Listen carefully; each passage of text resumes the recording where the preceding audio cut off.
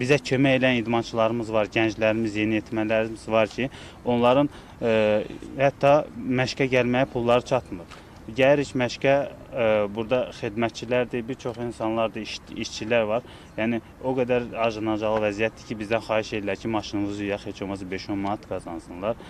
Dünya Kubokunda iştirak edəndə bir-birimizdən köynək çıxardıb bu formalarımızı dəyişirdik ki, hərəsi bir formada getir. Çünki forma da verilmir, artıq 2 ildir heç bir forma verilmir. Bir ildir ki, federasiya tərəfindən bizə yəni maaşlar verilməyib və yaxud da mükafatlar verilməyib.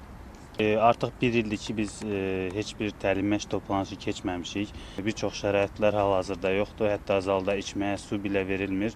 Kranlardan doldurub su qoyurlar spenserlərə. Və bir çox məşqçilərdir və yaxud da ki, işçilərdir. Hal-hazırda bizim məşq zalımızda heç biri yoxdur. Masajistlərimiz çıxıb gedib, doktorlarımız çıxıb gedib, maaşlar verilməyib, məşqçilərimizə maaş verilməyib, heç bir idmançılara maaş verilməyib. 3 həftə sonra dünya çempionatı gözləyir. Yəni bütün komanda demək olar ki, 70% zədəlidir. Bunun zədələrinə müalicə pulu vermirlər. Hətta mən öz əməliyyat pulumu öz cibimdən verib getmişəm.